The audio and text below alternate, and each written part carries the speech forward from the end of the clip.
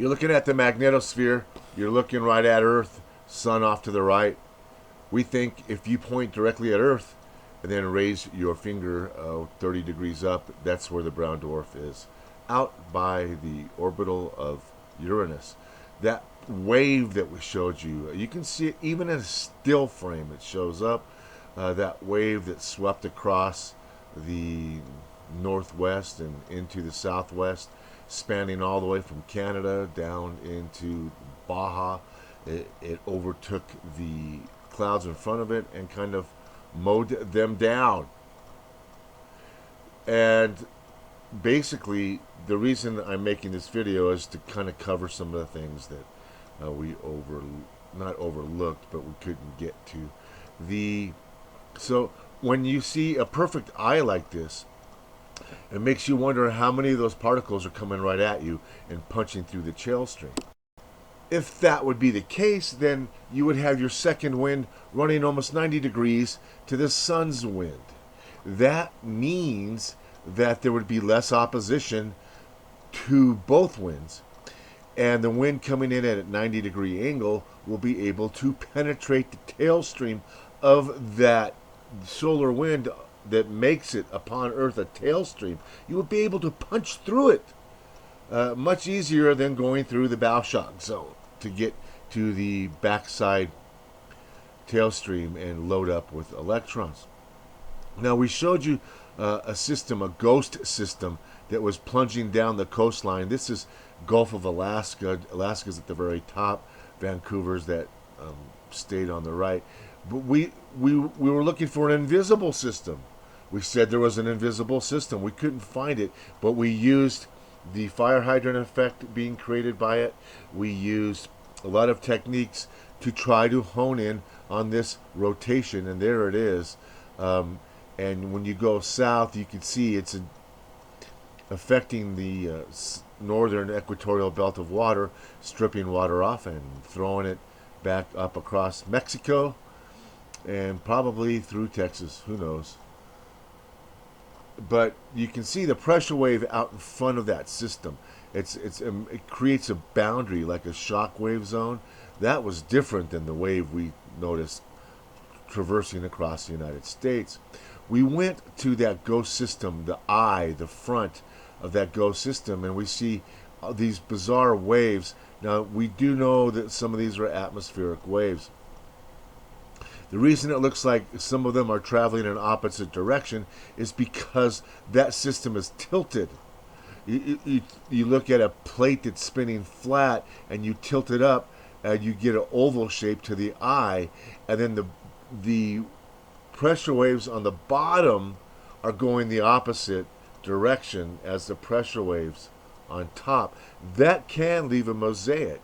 So doesn't have to be HAARP doing that, but these pressure waves, when you see more than the rotation, you see them traveling, and you see all kinds of wave anomalies, then you have to suspect that HAARP is creating some of those pressure waves.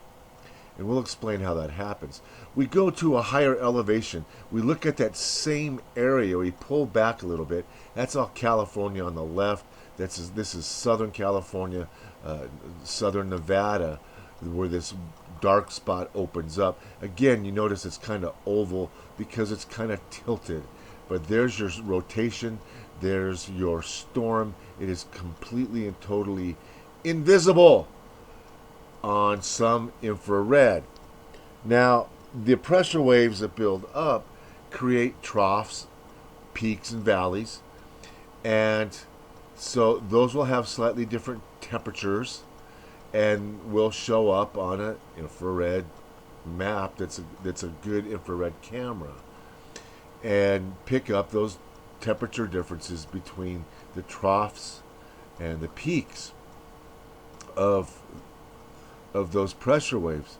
But pressure waves are also supposed to conform to the rotation of that storm. The rotation of that storm is clockwise, and we counterclockwise.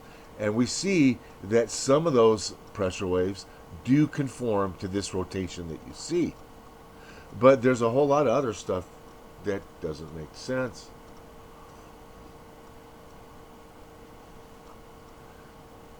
The and so I looked at this area and studied it because really it's you can't see it on cloud top radar at all, and it's such an influence upon the equatorial belt of water. The rate at which it's shooting water is incredible across Mexico. Now we're pulled back out. We're a little north now. The Gulf of Alaska's at the top, and you see what looks like a comet piercing and slicing through the wall of clouds. And we showed you this because this was a couple days ago, and we're gonna fast forward and show you what's happened since then.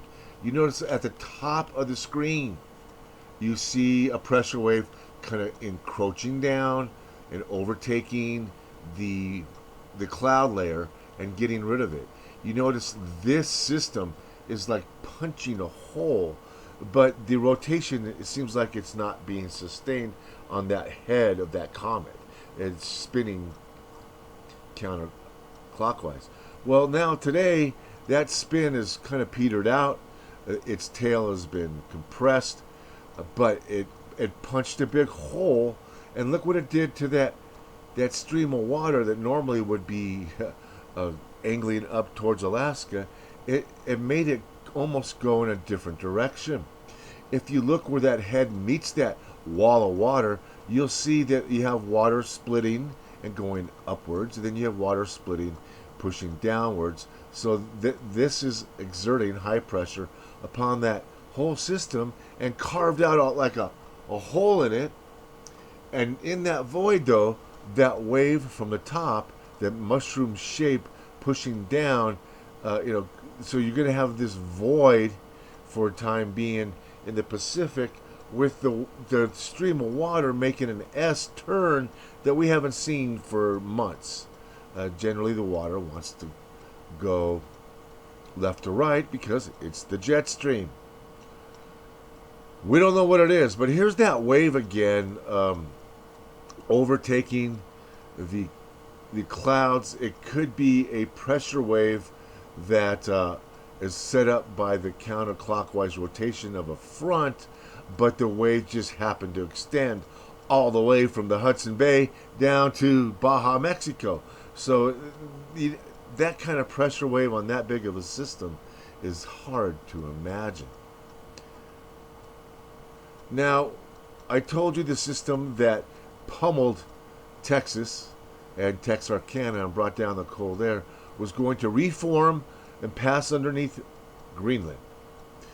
We showed you two ghost systems that were trailing it. Now those two ghost systems, they're three counterclockwise spinning low pressures there. They're rotating around one another. We've pointed this phenomenon out before. The effect that it has is that it accelerates the stream of water at 6 o'clock position to this entire system. It really literally will be grabbing water from Baja, from this position, because of the incredible speed of the rotation at 6 o'clock. Again, you see the fire hydrant effect being created at 5 o'clock. So if these waves were coming in, but when the winds are mixing at 90-degree angles, you get the less opposition. You don't get that push-pull and giant swings. You set up more of a harmonic thing. How do you get a rubber band to make a noise? You blow wind across the rubber band. So that's a 90-degree angle. So we set up a vibration in our magnetic field that creates some of those bizarre sounds you hear coming from the sky. But when the wind from the brown dwarf that has rich with electrons, by the way, it's an electron factory, and it's jetting electrons just in similar fashion as Earth is. Earth then gets overloaded and ejects them. What's happening is all the planets are wrapping these electrons around and focusing them in to the magnetic fields in this case, many of them are being concentrated at the equator. When you get too many electrons focused in, they want to repel each other. So then they let loose. Any little rippling in the magnetosphere, these things take off. And I'm not doing anything with the speed to this simulation. This is the same speed I've showed for years, and you see the evidence, the frequency at which these balls of electrons are being ejected. They cause the inside of that trough to expand, like if you were swallowing a golf ball, what the golf ball would look like going down your esophagus. But then you contrast with the red-orange waves coming in from the right. Those crease and compress the magnetosphere. So you have limited interaction because of the 90-degree angle. If these two winds were butting heads, you would see great fluctuations in the standoff position, the magnetosphere standoff position. And this instrument, the magnetosphere standoff position, measures the distance of our magnetosphere. And you can see it's set up with some harmonic tremors, no huge swings in the actual distance that the magnetosphere is from Earth, measured in Earth radii. So if you wanted a brown dwarf at 90 degrees, this is what you would see in the wind and in the electron behavior. You would see more electrons getting through because there's less opposition, and then you would see them loading up sooner and discharging at a higher rate. The compression on the magnetosphere will be more consistent, and there's less push and pull, because now at 90 degrees, the two different solar winds can mix and form these vortexes that show up when in the tailstream without any corresponding increase in density to the right-hand side of the screen. So you would think that particles would make those disturbances in the magnetic field lines. And they are, but they're just not coming from right to left because we're seeing tremendous looping without any noticeable increase in particles. And when you do see them, it's very obvious. They crimp and crease the magnetosphere. There's a color change to the yellow.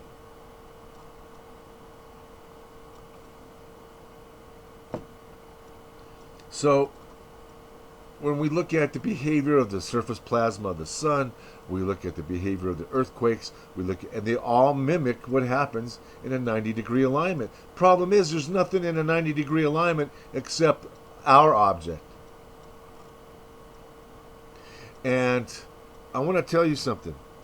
We predicted dolphin strandings now 3 or 4 times in a row, and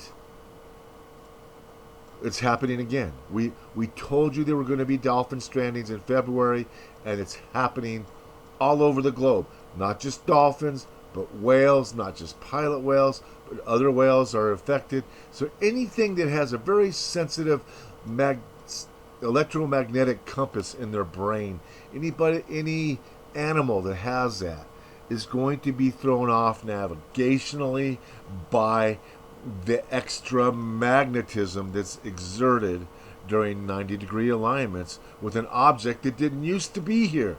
So yeah, you throw off a compass by 5 degrees, you can run aground in your boat if you travel long enough and far enough. You can end up way, way away from your target point just at a 5-degree variation if you just keep driving and driving and driving. So a small variation in the positioning of our magnetic sphere is going to change the compass in these animals. And it's the difference between sailing 200 yards past a point or 50 yards inside the point. And when you swim inside a point, you end up in a bay. And where you used to think there was open ocean, Now you have a slanted bay, and then that's why these animals, they start sonaring aggressively the minute they get inside the bay. So then what happens is their compass is just off by just 5 degrees. Instead of sailing past the point, they sail in. It seems different. They're getting reflections off the sides, but their radar tells them it's supposed to be open ocean straight ahead. So they start sonaring crazily, and the slope of the beach prevents sonar reflections from coming back. It absorbs those sonar, so these animals get confused, try to head off in the direction they think is open ocean, and sooner or later one gets stranded. And when one gets stranded, they all get stranded. So stay tuned. We got a nice show on that.